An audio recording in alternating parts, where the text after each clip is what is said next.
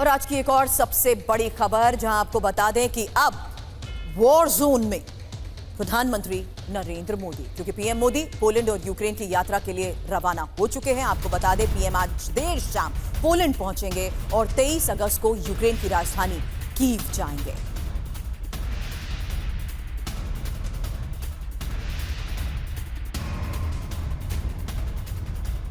तो 23 अगस्त को यूक्रेन की राजधानी कीव में मौजूद रहेंगे प्रधानमंत्री नरेंद्र मोदी। और वॉर जोन में प्रधानमंत्री नरेंद्र मोदी जिस तरीके से अब रवाना हो चुके हैं, उसको लेकर सीधी तस्वीरें और बड़ी खबरें आपको लगातार TV9 भारतवर्ष दिखाता रहेगा, क्योंकि इसी वॉर जोन से हमारे तमाम सहयोगी न सिर्फ हमें सीधी तस्वीरें दिखा रहे हैं, बल्कि बता रहे हैं कि आखिर अब किस तरीके से इस संघर्ष के बीच बड़े फैसले भी हो सकते हैं। हालांकि फिलहाल आपको बता दें पीएम मोदी का यूक्रेन दौरा शांति का रास्ता खुला। ये क्यों कह रहे हैं? क्योंकि फिलहाल ये पूरे कार्यक्रम के बारे में आपके सामने जानकारी, जहां 21 और 22 अगस्त पोलैंड में रहेंगे प्रधानमंत्री नरेंद्र मोदी और उसके बाद 23 अगस्त यूक्रेन के दौरे पर जाएंगे। हालांकि 7-8 घंटे यूक्रेन में उनकी मौजूदगी का मतलब समझना बहुत जरूरी है, क्योंकि आपको बता दें पोलैंड से फिलहाल ट्रेन के जरिए कीव जाने की भी खबरें हैं। और 45 साल में किसी भारतीय पीएम की ये पहली पोलैंड यात्रा है। 30 साल बाद यूक्रेन जा रहे हैं पहले भारतीय प्रधानमंत्री। और पीएम मोदी के दौरे से यूक्रेन में जबरदस्त उत्साह भी नजर आ रहा है। राष्ट्रपति जेलेंस्की के ऑफिस का इसको लेकर बयान आया है। यूक्रेन फ्लैग डे पर पीएम मोदी का दौरा, किसी भारतीय पीएम का पहला दौरा। द्विपक्षीय और बहुपक्षीय सहयोग पर होगी बात। हालांकि दौरा कितना मायने रखता है, इस बारे में भी इंफॉर्मेशन अब आपके सामने, क्योंकि युद्ध के इस हालात के बीच में प्रधानमंत्री नरेंद्र मोदी का यूक्रेनी दौरा, अब इसके मायने भी जल्द आपको बता देते हैं।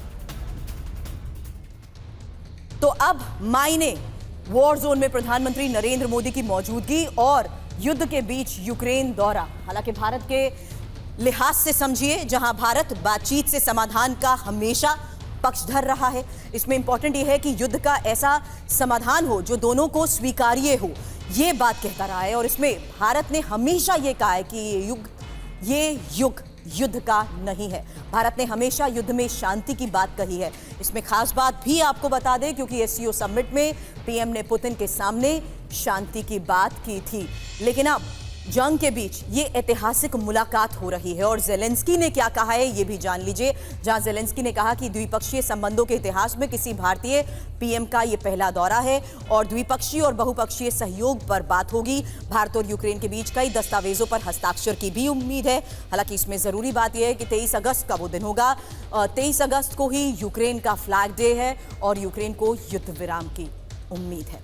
मनीष, इन संभावनाओं के बीच ये मुलाकात, ये बातचीत, उसकी टाइमिंग भी बहुत इंपॉर्टेंट है। मनीष, बिल्कुल, देखिए इसमें कोई दो राय नहीं है कि प्रधानमंत्री नरेंद्र मोदी की ये यात्रा वाकई बेहद महत्वपूर्ण है, क्योंकि प्रधानमंत्री मोदी अकेले ऐसे लीडर हैं जो इन 2.5 साल के जंग के दरमियान पुतिन से भी मिले, जेलेंस्की से भी मिले, और दोनों ही पक्ष भारत की निष्पक्षता को लेकर भारत के प्रभाव को समझता है। अब सबसे बड़ी बात यह है कि आज की तारीख में जब दोनों पक्ष इस मुकाम पर पहुंच गए हैं जहां पर कभी भी न्यूक्लियर वॉर तक होने की गुंजाइश होती है, उस वक्त शांति की बात सीरियसली कौन कर रहा है? तो भारत कर रहा है। प्रधानमंत्री मोदी ने पुतिन से भी वही बात कही, उन्होंने जेलेंस्की से भी यही बात की, और आज जब वो सुबह दिल्ली से रवाना हो रहे थे तब भी उन्होंने यही कहा कि मैं जेलेंस्की से मिलूंगा, रूस यूक्रेन युद्ध पर चर्चा करूंगा। और मैं उम्मीद करता हूं कि वो अपने एक भारत को दोस्त के तौर पर मानते हुए ये समझेंगे कि इस क्षेत्र में शांति और स्थिरता की जरूरत है। तो भारत तो कम से कम यही उम्मीद कर रहा है। लेकिन हम सब जानते हैं कि यूक्रेन के पीछे की जो ताकतें हैं वो यूक्रेन को शांति के टेबल पर